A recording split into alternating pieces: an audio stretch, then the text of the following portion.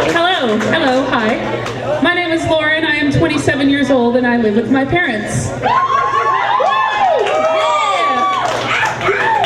It's not that I've gone to university for 4 years and came back and lived with them. No, I've lived with them for a uninterrupted 27 years. And as most of my friends know, I don't like the taste of alcohol, but I hate the taste of living in that house even more. Dating. Oh, dating. I just got asked out on a date the other day, actually. All my friends are going to be really excited to know. It's been a while, right? I had to say no, though, politely, because I just got out of a really shitty relationship 4 years ago, and I'm just not ready to start up with that again. This year marks something momentous in my sex life. I gave my first blowjob. It was wonderful. It was terrible. I told some of my closest girlfriends, and they said, "Oh my God, how did you like it?" I didn't realize I was supposed to like it. The blowjob itself was terrible. It was messy. I was so nervous, and he was so wasted he couldn't hold an erection. But also, we are like best friends because he is hosting the gig tonight, and he was nice.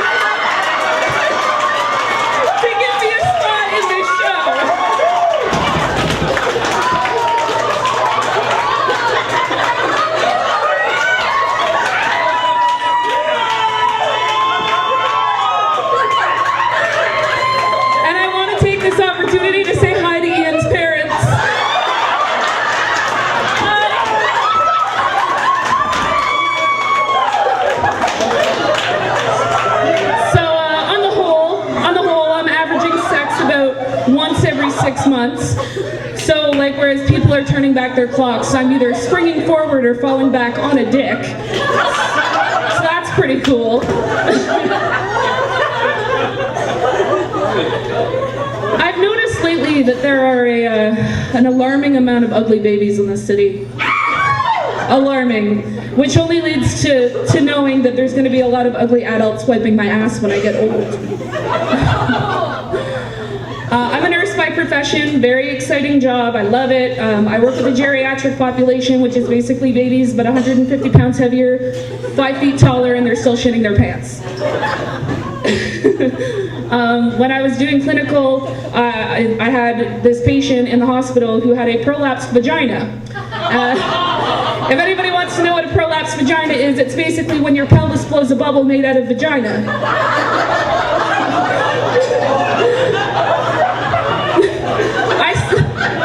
I spent 6 hours that day trying to finger that vagina back into that woman's pelvis with my short, stubby fingers.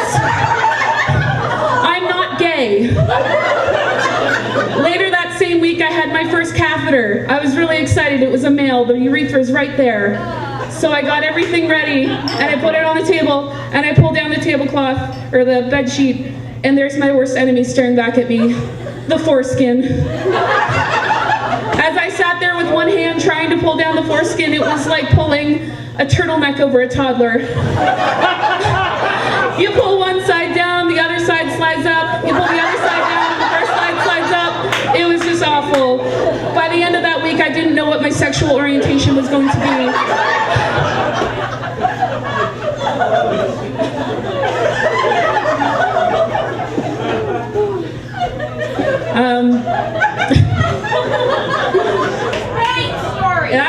Okay, Linda, you gotta take it easy on the drinks there, babe. It's getting embarrassing.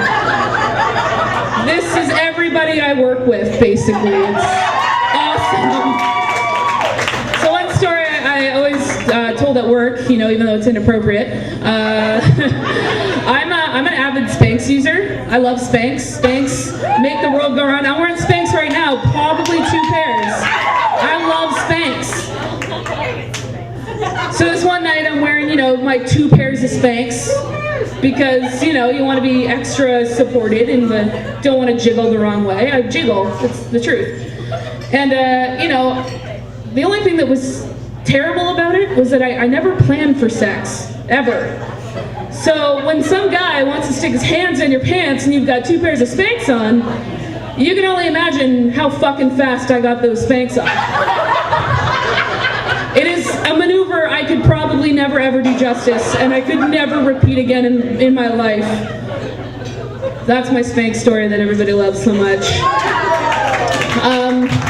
As a nurse, I find the story of my birth more interesting now. I was a 10-month baby, so I was just picture a baby that was incubating for an extra month in my mom.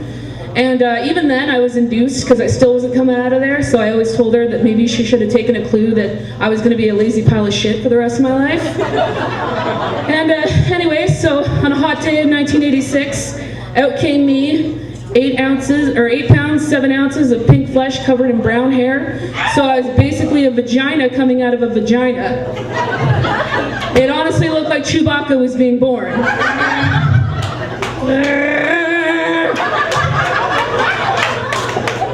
I'm on Twitter a lot. I really like Twitter. One thing I follow is Uber Facts, which is basically a way for me to recall useless facts into normal conversation so I can sound really smart.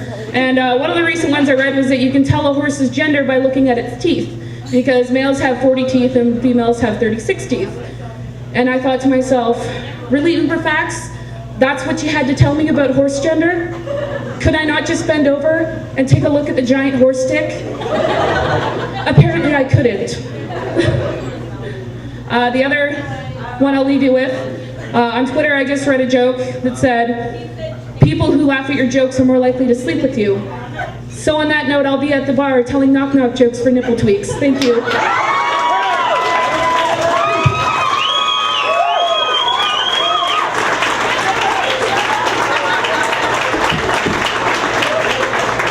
Lauren fucking Crighton, everybody.